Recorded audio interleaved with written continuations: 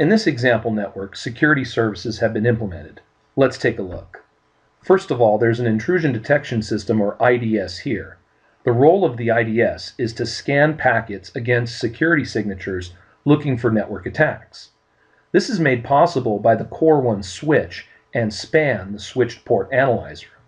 SPAN allows for port mirroring so that traffic coming in on this interface here is duplicated and sent out of this interface here, allowing for the IDS to run a scan against it. Let's see if we can get this working. I'll send a ping echo request from the Edge 1 router to the syslog server. Notice how the ping or message is duplicated and sent to the IDS as well.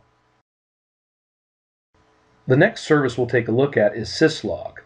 We have a syslog server that's been implemented over here. The role of the syslog server is to collect log messages from devices on the network. The logs could come from other servers, or they could come from switches or routers, or even end devices can be configured to send log messages to a syslog server. These logs are collected and can be used later for analysis.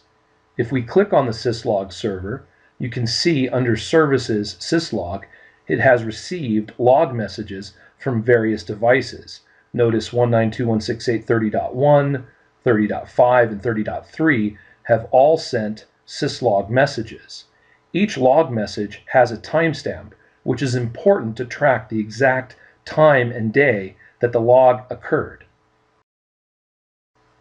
Another service that's been implemented is AAA. AAA stands for Authentication, Authorization, and Accounting.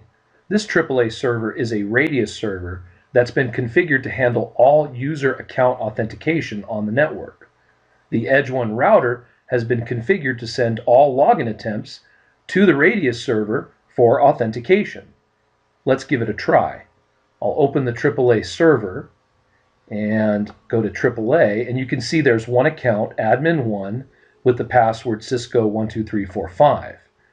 The Edge 1 router has been added to this radius server. You can see the IP address here and the key. Let's add another account. I'll put my name and a password of Cisco, and I'll add that as a user account to the radius server. And now if I click on PC10, I'll try to SSH into the Edge 1 router. SSH-L for login, my username Dan, and the IP address. And you can see I'm asked for my password.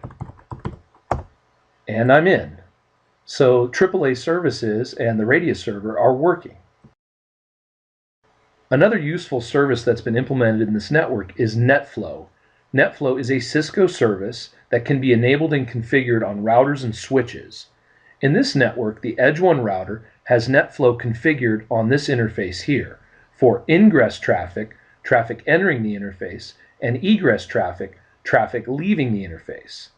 Information in the packet headers, such as IP address, TCP, UDP port numbers, type of service field, and protocol information is sent to NetFlow collector over here. If we open the NetFlow collector and scroll down to NetFlow, you can see that the NetFlow collector is accumulating the different types of traffic and their sources on the network. If we click on this wedge, you can see the source IP address, the destination IP address, and the destination port number is port 22.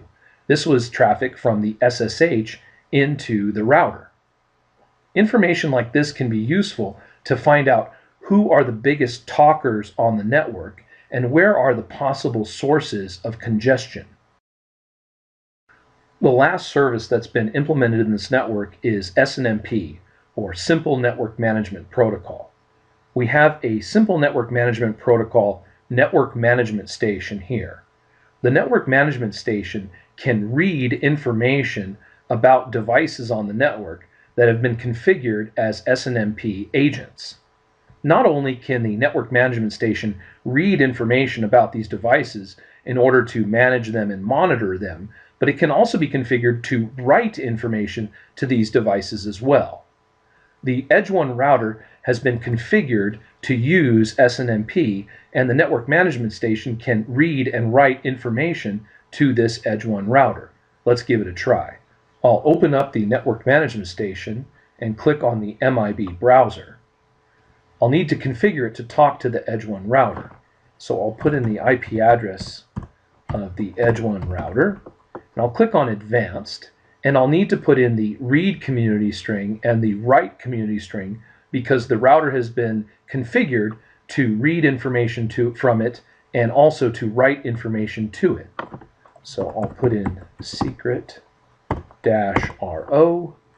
and secret-RW, and version 3 is the version of SNMP, and I'll click OK. Now I can go into the management information-based tree. I'll go to router standard MIBs, and I'll drill down under management, and I'm looking for the system information, and let's see here, system name, and we'll see if we can pull the system name from the router. I'll choose get. Notice there's get bulk, and set. We're not setting information, we're getting information. I'll click go, and you can see the value here, Edge 1. If I wanted to change the name of the router, I could change this to set. I'll put in the name Edge 2 and change the data type from bits to an octet string, and I'll click OK and go, and now the value's been set to Edge 2. I'll change it back to get and click go, and you can see that the value is now Edge 2. Let's take a look at the router and test the name. I'll put in my username, admin1, and the password, and you can see that the name of the router has been changed to Edge 2.